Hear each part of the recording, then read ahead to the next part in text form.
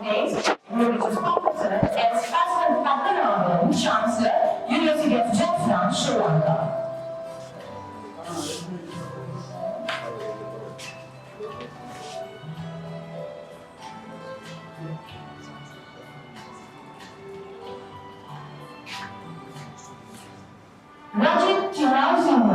Co-Secretary Dr. Silva, CEO, the Gate Insurance Institute, UK. Next item, right? School of Peace and Conflict Studies, Kent State University, Ohio, USA.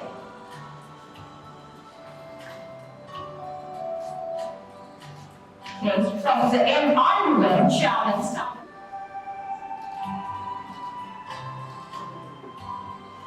Next, Professor Inaugural, Director, California Senior. Next item by Professor Cheng, Nanjing University, China.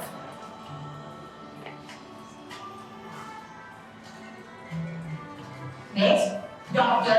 Michael Ligaliga.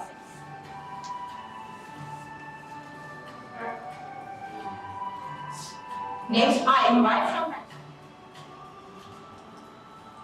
Next, Professor Shanti Nandan.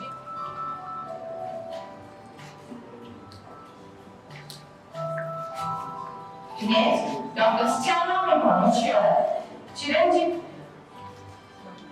Chiranjeevi Bandari, Rebound University, Nepal. Dean, Faculty of Technological Studies, University of Jaffna.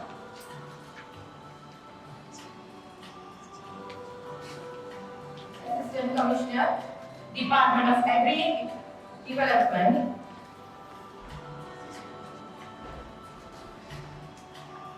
Next, Ms. Karanjali.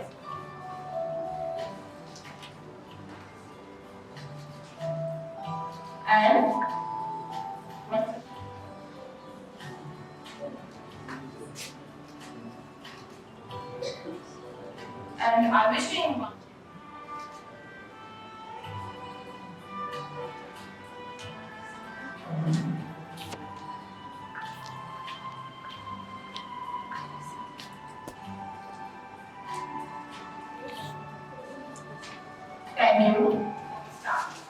Now is the time to add more color to the day with a beautiful welcome dance. For that, I wish to invite our dance team to the stage, please.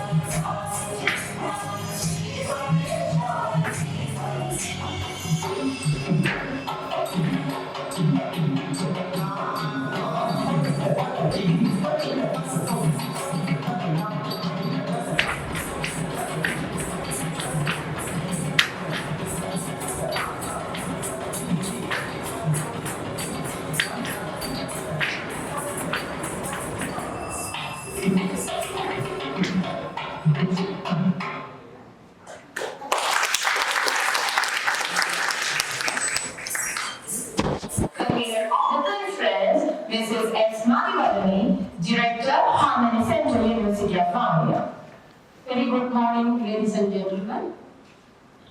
As we commence the third day of the Asia Pacific Peace Research Conference 2024, APPRA 2024, on digital transformation and artificial intelligence for sustaining peace and democracy. So as you all know, the APPRA Conference 2024 is hosted by the Harmony Center, University of Vavuniya, jointly with Asia Pacific Peace Research Association in collaboration with Gate Institute UK. So it's my honor to extend a warm welcome to you all who have gathered here today for the third day of Asia Pacific Peace Research Association Conference, APPRA 2024.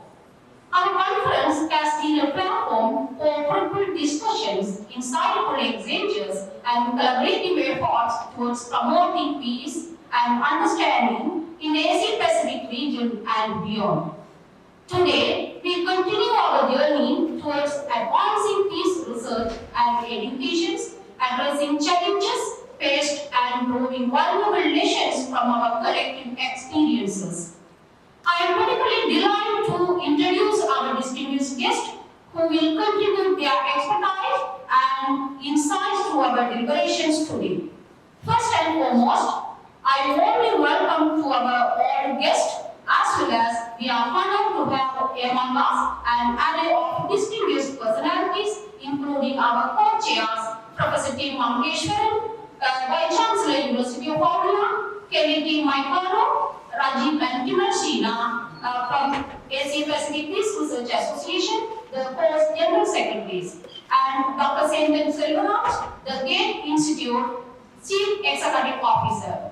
So their leadership and dedication have been instrumental in shaping this conference into a platform for meaningful dialogue and collaborations. Especially, I welcome these co-chairs for this APPRA 2024. We extend a warm welcome our chief guest, Professor Maharashtra, Secretary General of the International Peace Research Association and Senior Research Scholar from APPRA. Our keynote speakers, Eminent Professor S. Padmanathan, Chancellor of the University of Vietnam, Sri Lanka, who brings with him a wealth of knowledge and experience in the field of history and coexistence in Sri Lanka. I warmly welcome you, sir, to this significant event today. Next, I welcome our special guest, Professor Premakumara D. Silva, University of Colombo, Sri Lanka, and Chairman of the Standing Committee of the Social Reconciliation Centers, University Grant Commission, Sri Lanka. So, especially welcome, sir. I extend a heartfelt welcome to our guest of honors, Professor Li Dusen, Nanjing University, China, and Professor Manjushri Sharma, Symbiosis College of Arts and Commerce, Maharashtra, India. I welcome Madam for this third day of the APPRA 2024. As well as our guest of honors, Mr. Premakumara, Assistant Commissioner, the Department of Agrarian Development, and Ms. Kalanjali, Assistant Divisional Secretariat to Vavuniya, and Ms. Vinodda, Regional Director, Ministry of Industry. We warmly welcome from our local departments as well as from our administrative bodies of Vavuniya district. We warmly welcome you again for this APPRA 2024. Next, our resource persons for our exploratory session, Dr. M. Arunabal from India, Dr. Silva from UK and Sri Lanka, Mr. K. Jayaraj, UK and Sri Lanka, and Mr. S. Mangeshwaran and Ms. S. Madhavi from Sri Lanka. So, they are coming today for discussing establishing an inclusive entrepreneurial ecosystem for disadvantaged entrepreneurs in Sri Lanka. We warmly welcome you all for this APPRA 2024. Additionally, we have esteemed panel chairs, authors, track chairs, directors of the Social Reconciliation Centers, participants, administrative and executives, registrar of the university, then academic and non-academic of the university, students, and invited guests who will enrich our discussion with their valuable contributions today. So we welcome you all for this APPRA 2024. Throughout today's session, let us engage in open dialogue, foster collaborations, and explore innovative approaches towards peace building and social justice. I extend my heartfelt gratitude to all participants for their dedication and commitment to the cause of peace Together, let us continue to work towards a brighter, more harmonized future for all. Once again, I all welcome to this APPRA Conference 2024. Thank you so much. Good morning, Suprabhat. I welcome all of you Vice Chancellor of Jaffna University, Vavuniya University, and distinguished guests, professors, researchers, and all the students. I welcome you on the third day of APPRA 24th Conference for Asia Pacific Peace Research Association, Digital Transformation and Artificial Intelligence for Sustainability Center Policy. Now we have been talking on peace for last 2-3 days. Now this is the third day, and what I think that peace is a very open concept. Peace is not confined to only this hall. Peace is open, and for that we have to think a lot. And that's why I think this is like peace we have established in state or government. So first thing is that how we establish, because man is a social animal and he has to adjust for someone and everyone, and that is why which is called rights and duties. But what are the rights and duties? For that we have to sacrifice. Nobody is sovereign in this world. So we have to think like that. Only that we can peace, that everybody should live in a peace and harmony and with justice and with their especially livelihood. Then second thing, I think that peace is not only social aspect. Man is also a rational animal. Then everything has to have rationality behind each and every activity. Otherwise, peace would be incomplete, and rationalism and empirical method has to be introduced for peace. And the third and the most important thing, otherwise man will remain only animal, that man is a moral animal. Moral animal, we have a morality, and so we have to bring the moral, which is called the virtue is knowledge, so knowledge is virtue. Without knowledge, virtue, if you are not value-based, if you are not values, then it is incomplete. So we have to have values for everything, and we have to, for that become value person, we have to have introspection, and we have to have indomitable will. Otherwise, we cannot have peace. Peace will be confined to only research and confined to the conferences. So I would request all of you that peace is omnipotent for each and every activity of human impact for peace. So I would request of you, please not think of you, but you set a good example that you are a peace researcher. At the same time, you are peace practitioner. You should not harm even, because every life in this on the world is important. So I would request all of you that really you become a peace practitioner than only researcher. The research is very important, and without research we cannot do anything. So my humble request and earnest request that we become peace practitioner. Thank you and good wishes to all of you. Thank you, ma'am. This is the time to give a token of appreciation to Professor Manjushri Sharma. For that, I wish to invite our Vice Chancellor, University of Vavuniya, Professor Inaugural, to the on the stage, please. Thank you so much.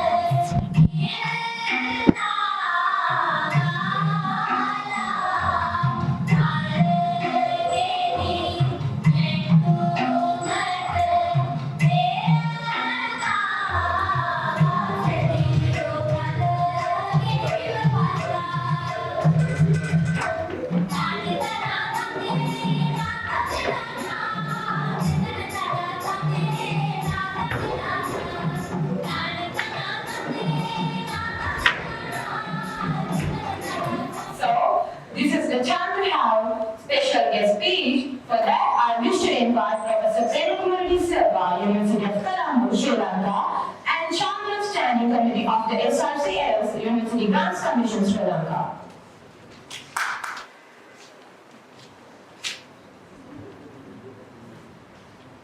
Good morning all of you. Aiboan, Vanakkam, Assalamu alaikum.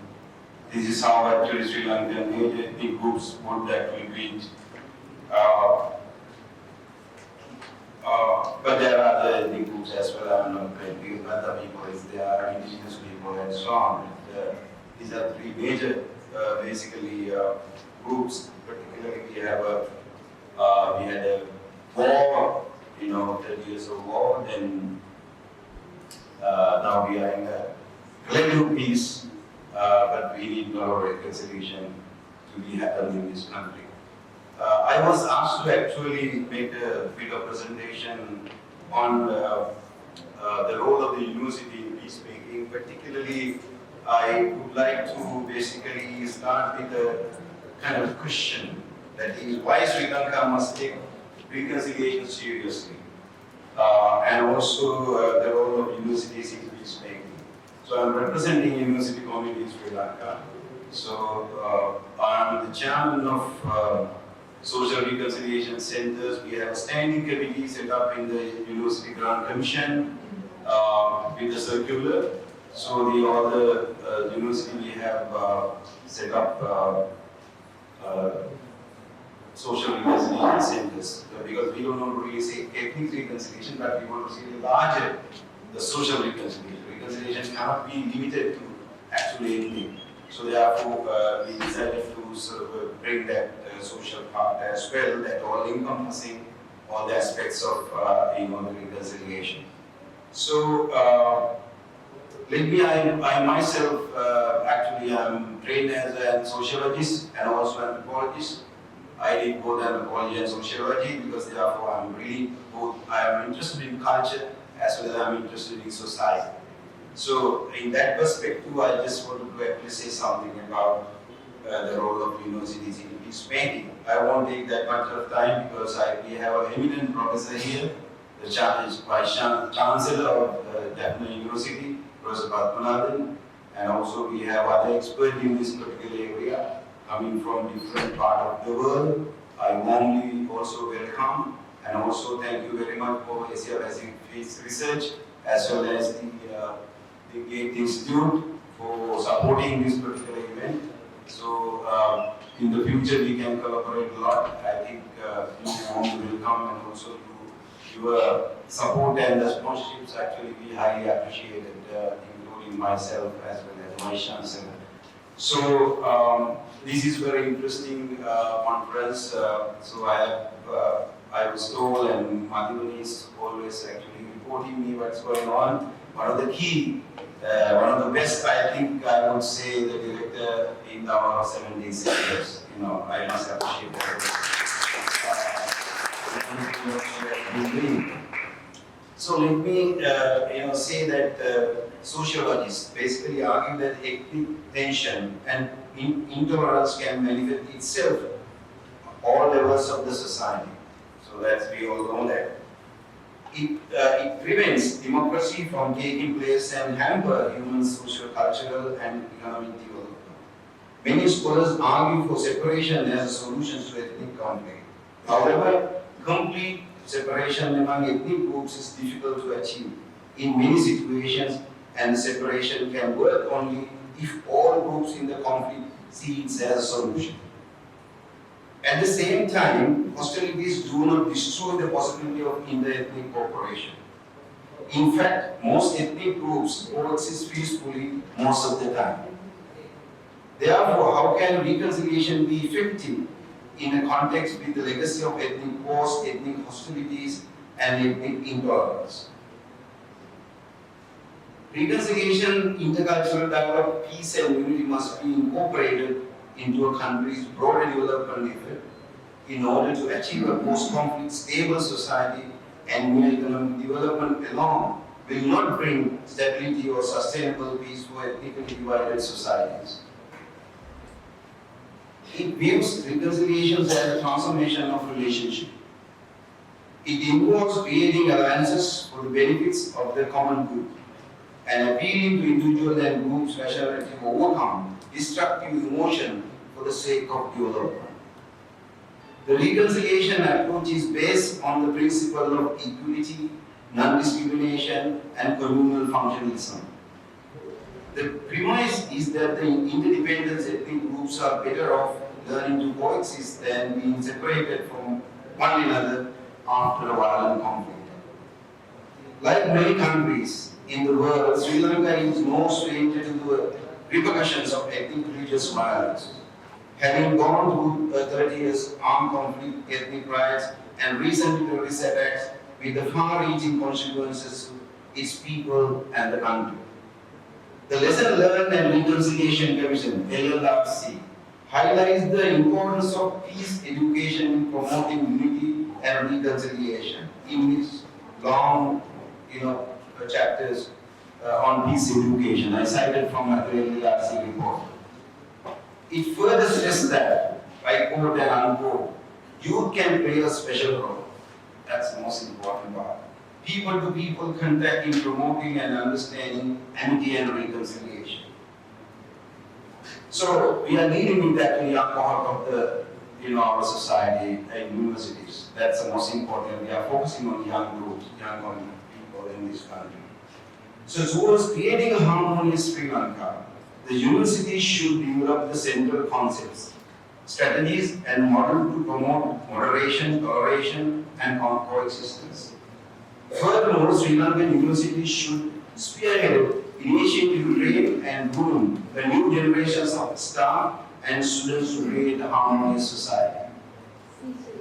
This is why the University Grant Commission, which I was the member, has taken these issues seriously and has come forward to set up SRCs, or reconciliation centers, in our 17 universities and campuses under the UGC circular X-2021. We have set up this entity way back in 2021.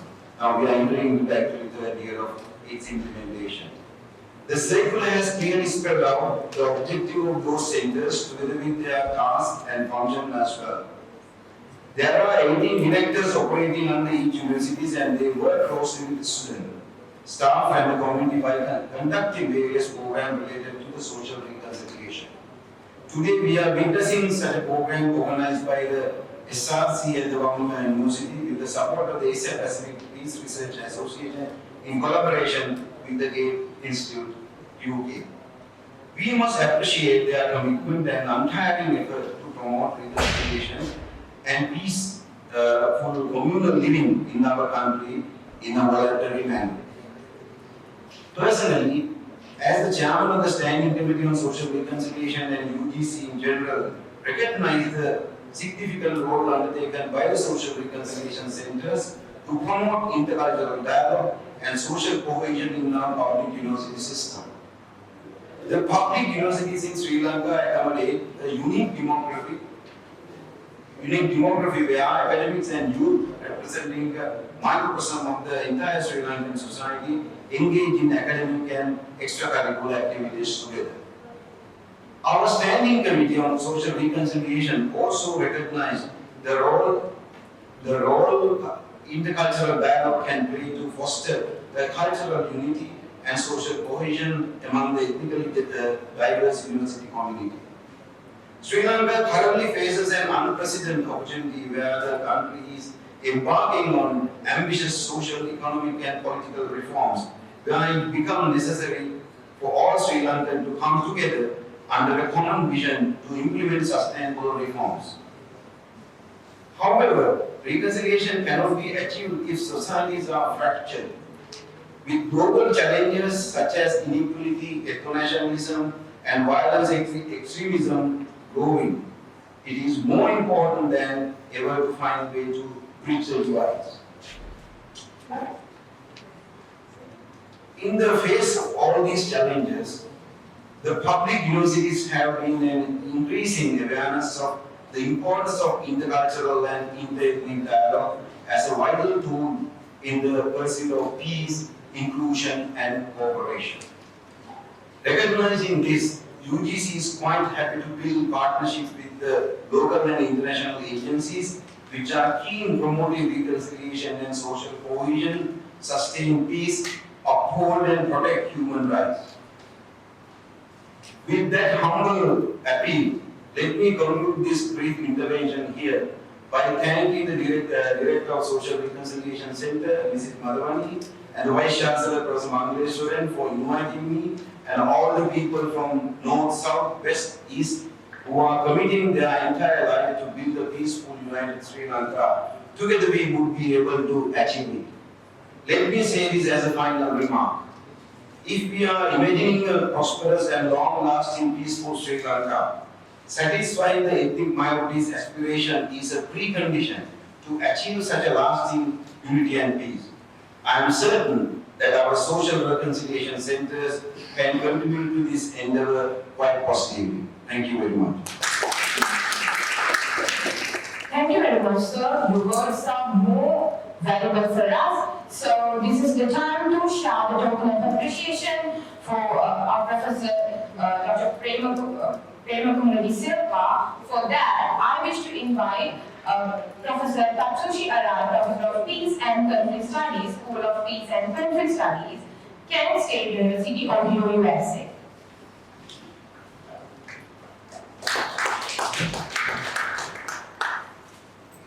It's going to be done by our students. I wish to invite our cultural dance performers.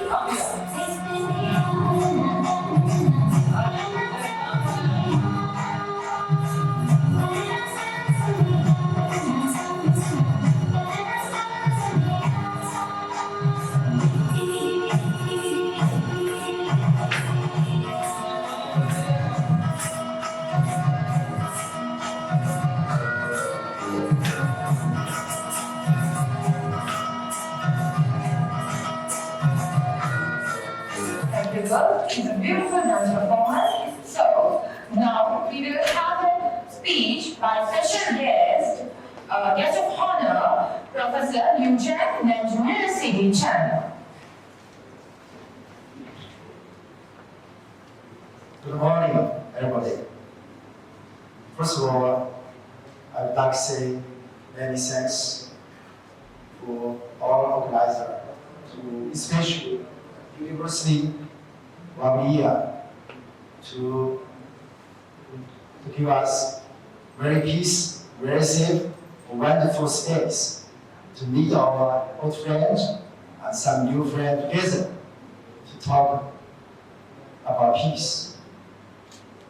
So this is a peace conference. I participate in a lot of conferences like peace in different places, different countries. But there is only one topic. What is peace? This is my second time to give a speech in this conference hall. But what is peace? No choice, only one choice. Even at the same time, I give speech also talk about what is peace. Different people have different understanding about peace. For example, peacekeeping, peacemaking, peace building, reconciliation, and so on. But from my understanding, peace is process. Peace means every people here or not here do something in a process of peace. This is peace. Peace means sometimes it's very easy. Like some people to 9 11. Very easy. Like a professor, he write a book or article for peace. like teachers to open a peace education course in the school. Sometimes peace like the students, Vavuniya University to make a dancing. What is peace? Very easy. But sometimes peace is very difficult. For example, sometimes I think all of you said you do some job for peace, and you can do by yourself. Very often, no support, no people working together with you. I think this experience, the peace study in China, also some other places in different countries. For example, Professor Hassan, to institute 20 years to make a research or dialogue meeting about spiritualism, Taiwan, straight. Not easy. It's very difficult. Peace is not easy. It's very difficult because sometimes it needs a long time. Just I said about it. Not in 1 year, not one conference, 10 years, 100 years. You must do it. This is not easy, very difficult, because it needs critical thinking, needs really academic, it needs, how to say, innovation, needs artificial intelligence today. This is topic of conference. It's really difficult. But peace must update it. Ladies and gentlemen, this conference is the Asia Pacific Peace Research Conference. What is Asia?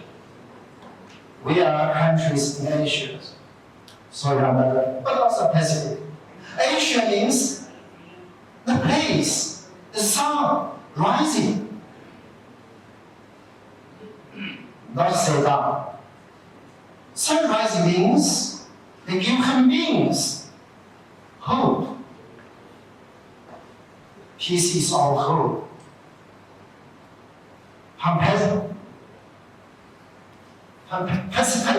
Pacific means peaceful.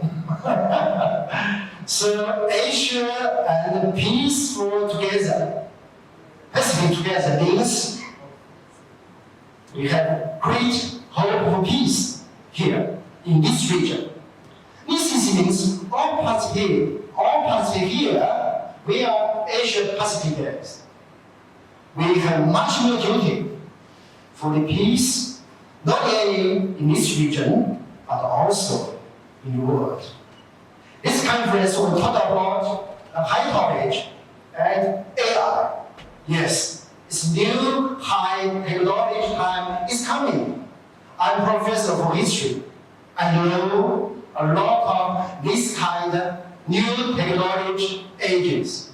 But usually in history, one side, they take some improvement, but also at one side, the dark side, a lot of war, especially the product become very heavy. If we continue this kind of war, no future. So our new high technology is coming. How we make a change to make a historic turning point, it depends on ourselves, you and me. This is why very important this conference. This is why we come here. Thank you very much. Thank you so much, sir. Your words are much more valuable for us, and we wish to provide total appreciation to you for that. I wish to invite the convener of the conference, Mrs. Vavuniya, Director of Harmony Center, on the stage, please.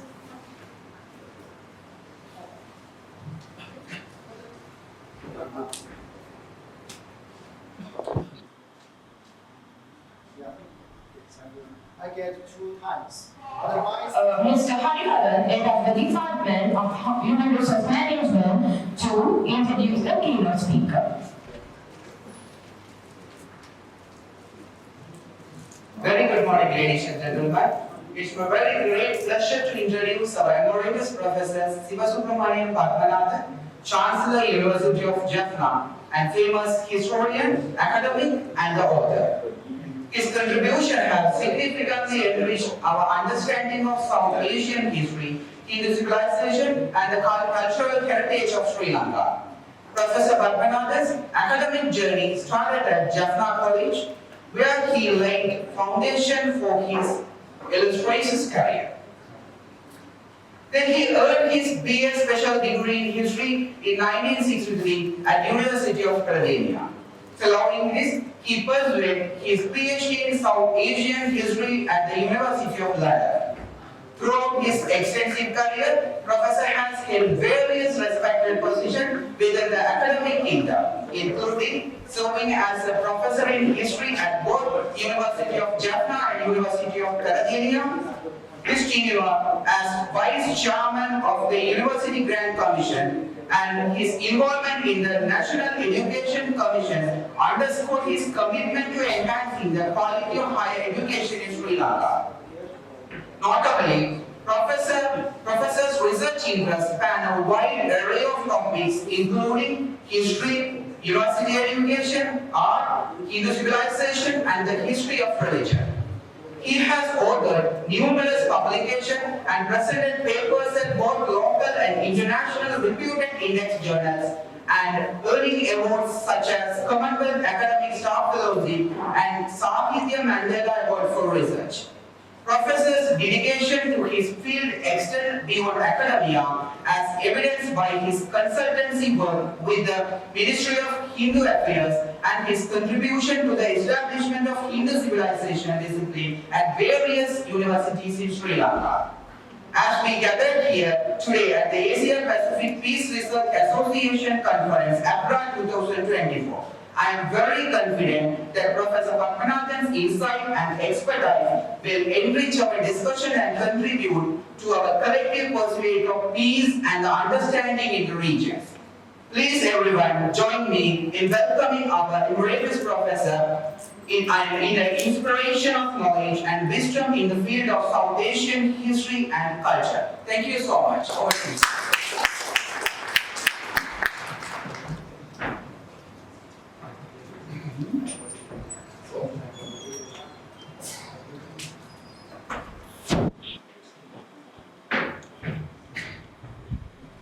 Good morning to all of you. It is only after stepping into this room,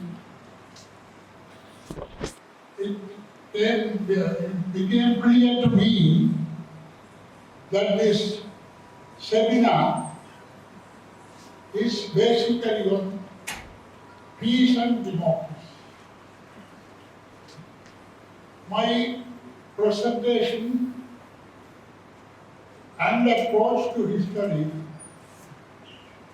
has also a limitation in the sense that it is from an egalitarian democratic perspective. It may be that this is somewhat unwelcome to some young people among poor communities in the country. Peace in the country is impossible in a political system that is not democratic. So, it is inevitable to have a free democratic society to maintain the unity of the country, to recover harmony, the traditions of coexistence and partnership in governance.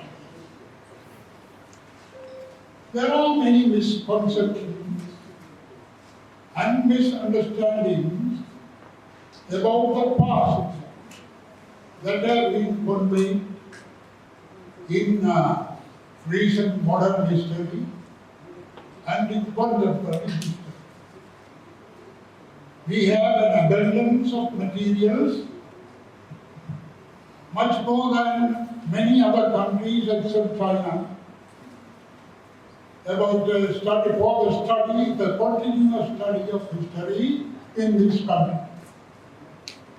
It is a very rich source of materials, and some of them have surfaced only in the recent past, that is, within the last 50 or 60 years, 50 years. Before that, basically, the early history was based on the Mahavansa. Then for the medieval, early colonial period, there is an abundance of material in the archives in Europe, under Goa, and in Indonesia. The Portuguese records, some of them were burned in the fire of Lisbon in 1650, but many have survived. But the Dutch records are intact, insurmountably vast, preserved at the Jakarta archives of the former Dutch Indonesian government. They are also found in large numbers, vast numbers at the Hague, and also in substantial numbers in the National Archives at Colombo. Unfortunately, except 2% of our older generation, nobody has dared to study them. Because if you want to study and have developed clear ideas about the relative roles of the two major ethnic communities, you must have something about knowledge about what is said in the Dutch records. Then you have plenty of records in English. I need not tell you about them. It is very difficult to focus attention on the presentation of the history of various periods, because the time given to me is very limited. So I shall primarily focus on the presentation of history during the formative early historic period. All of you know that the Mahavansa is a primary literary source for the history of certain aspects of the history of this country. There are fundamental misconceptions about this point. It is a mixture of the history of Buddhism and dynastic history in particular.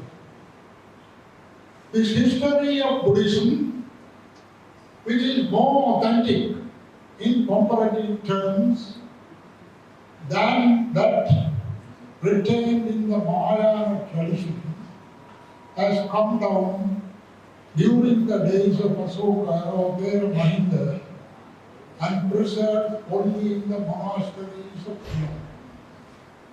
So this is complete, becomes complete with the establishment of the Bauddha Sasana in the island. So the Mahavansa, Dipavansa and the Mahavansa preserved without dilution, almost the early history of Buddhism up to about the 2nd century BC. So this is a combination of the history from India and during the reign of the first king.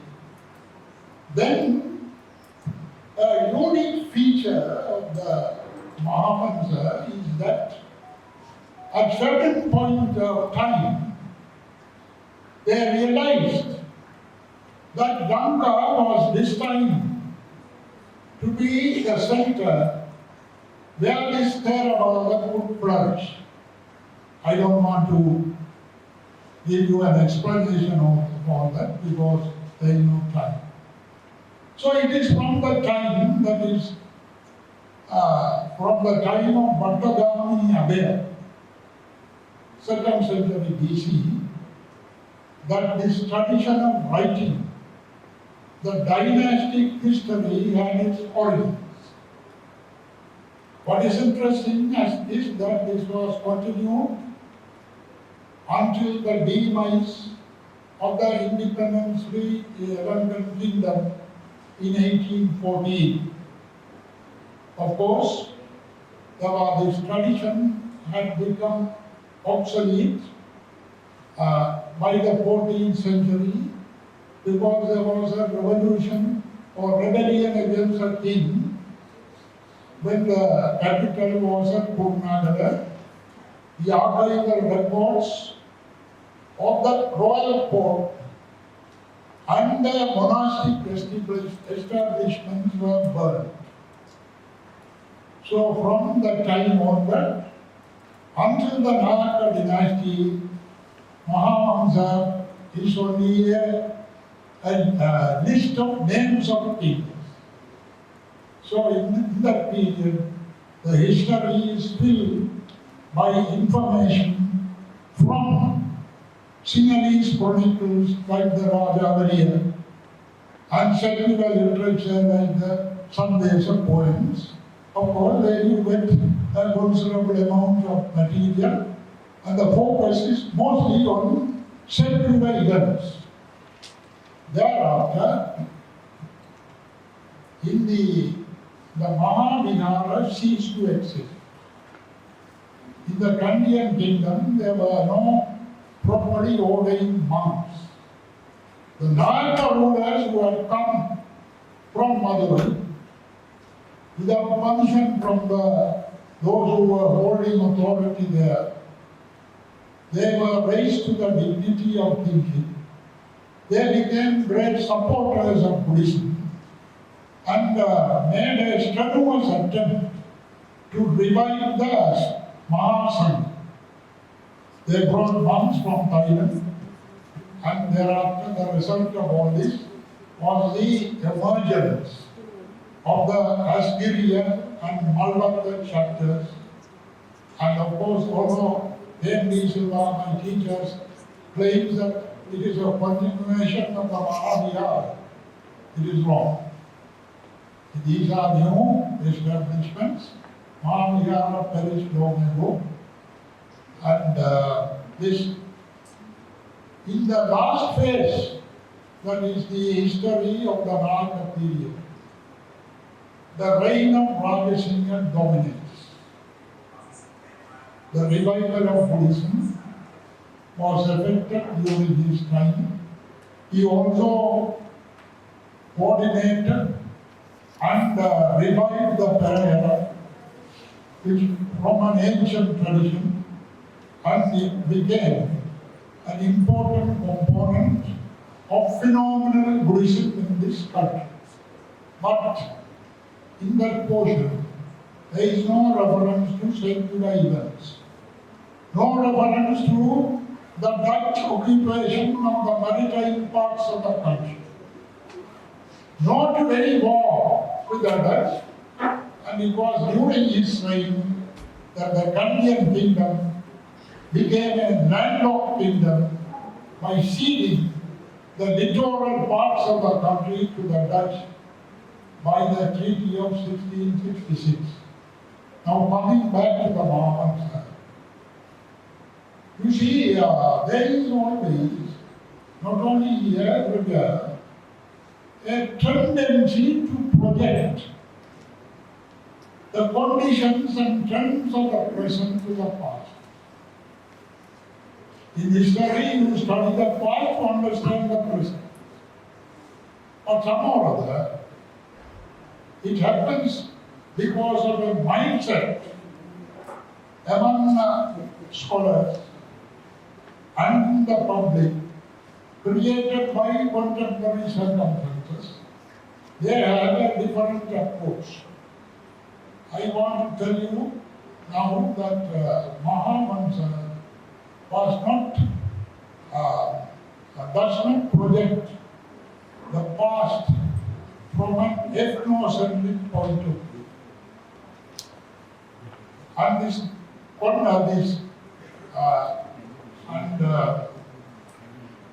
it is the only chronicle that gives or describes the Tamil rulers who secured power at Anuradhapura in the most complicated terms. Senaka and Buttara Arana. It says, Dhammena Rajyam Kari, ruled according to the principles of justice. These attributes are not conferred on other kings of the period up to Maharashtra. Then, coming to Alala, they say, this chronicle says, Sharidam Anubalayim. That means they protected the customs of the country. And in the Divavansa, which represents in an undulated form the tradition of the early period, Duttagamini is described in 14 verses. In the Mahavansa, that is the early part of 37 chapters, as categorized by William Geiger. The reign of Duttagamini is described in 11 chapters.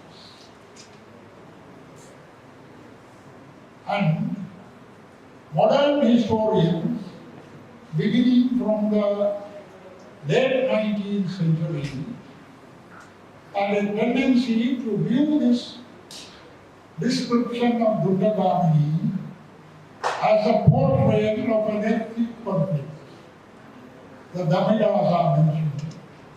But the problem here is that there is no mention anywhere in the 11 chapters about the Sinhala.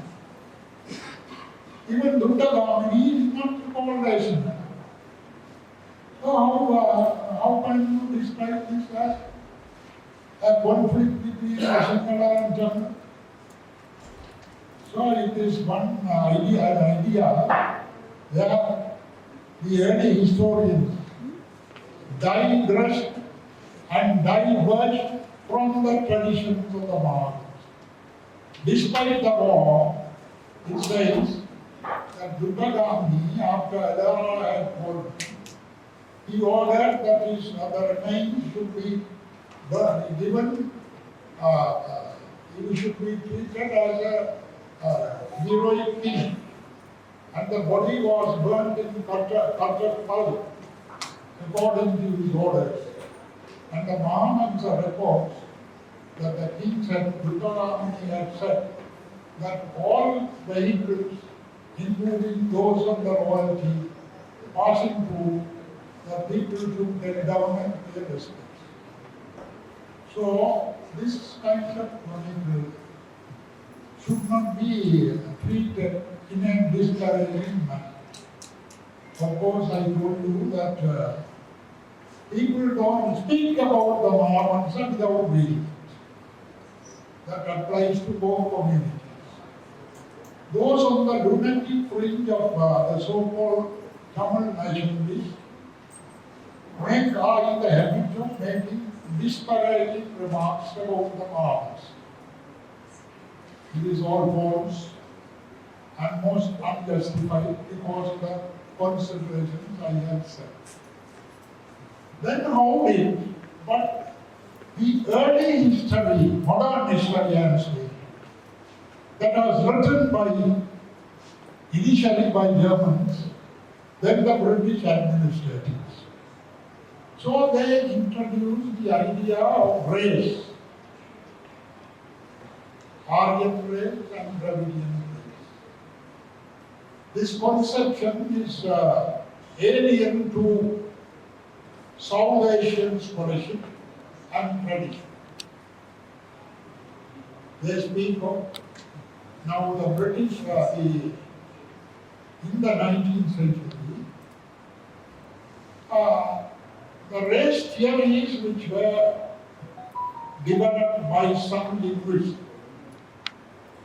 had permeated the scholarship in central Germany, and thenceforth it spread to Britain. The British officials also, in the late 19th century and early 20th century, are trying to categorize the peoples of India into 7 groups, 7 racial types. Categorizing people on the basis of race is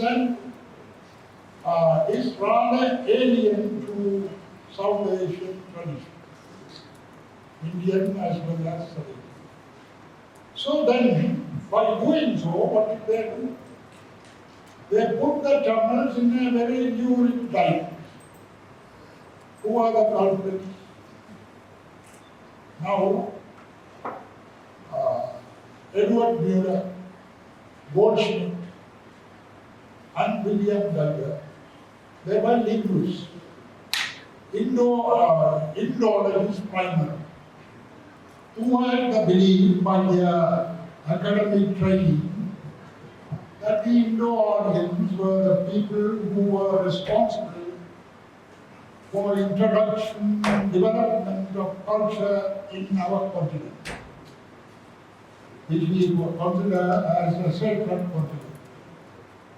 That it means people of Sri Lanka, basically East India, and all other peoples. Those from Tamil Nadu now may be an exception. They are their own views, about which we are not concerned. So, the principal proponent of this theory was a colonial secretary, Emerson Tent, a man of scholarly erudition, had an excellent command of the Victorian style of English, and had very patiently collected all types of information bearing on the people's customs, the land formation, weather condition, and flora and fauna, and all presented in 2 volumes. But the damage he has done is relating to historical ideas. He says that the Sinhalese are the descendants of migrants from the Indo-Gangetic plain.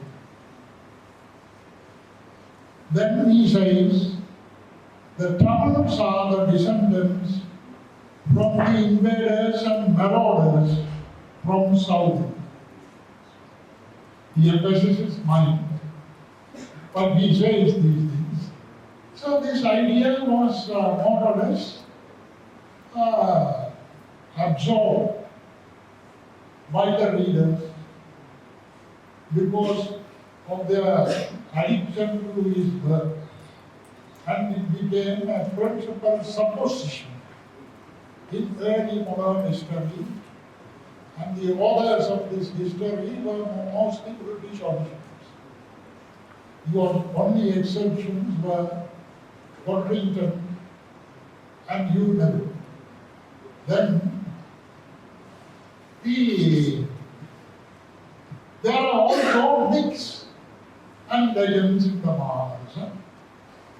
So I don't, they are different. But constantly the problem is that in this new modern history, they are not concerned about the history of Buddhism and records or the dynastic history, but they are historicizing the legends and myths of the Maharashtra. That is a problem. It was not a problem for Maharashtra, it was a problem created by these people. This is why when you study records, you have to study critically, systematically, applying the methodology, historical methodology, and the principles of physics. Of course, these were also not well developed at the time, as we know now. Then, these myths, created by the new history,